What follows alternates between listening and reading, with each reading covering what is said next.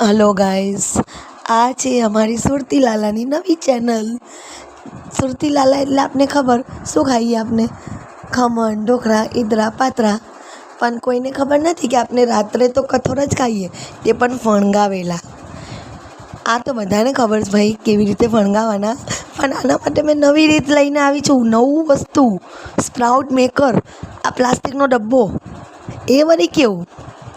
તો એના માટે મેં પહેલાં નીચે રેડી દીધું પાણી, જેમ મને વિડીયોમાં બતાવવામાં આવ્યું. અને પછી એની ઉપર બીજો ડબ્બો મૂકી ને એની ઉપર મગમઠ, જે આપણે ઇંગ્લિશમાં એમ કહીએ ને સ્પ્રાઉટ, એ મૂકી દેવાના. એટલે બધા નાખી દેવાના, મસ્ત પલાળેલા અંદર નાખવાના. એક રાત પાછા 5 કલાક તમે પલાળજો ભાઈ. એમને કંઈ નાખીને દેતા, એમને કંઈ અંદર જાદુ નથી આવતું કે ફણગા એમ જ ફૂટી જાય.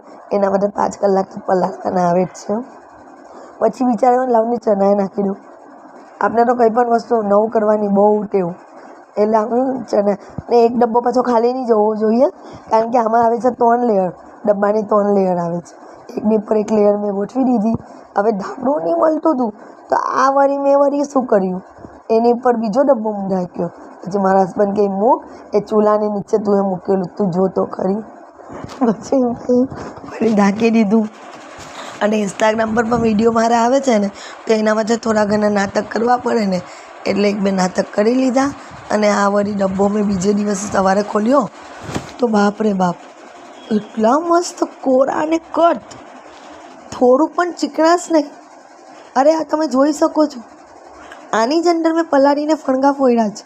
અને મતલબ તપેલીમાં પલાળીને આમાં નાખીને ફણગા ફોડ્યા છે. બહુ સરસ થયા છે. જો તમે સુરતમાં રહેતા હોય ને તો તમે અમારી પાસે ઓર્ડર કરાવી શકો છો. મેસેજ કરો એટલે હું મારો નંબર આપીશ. અને પ્લીઝ સબસ્ક્રાઈબ કરવાનું ભૂલતા નહીં. નવી ચેનલ છે, કોઈને કમાવાનો મોકો આપો. બાય.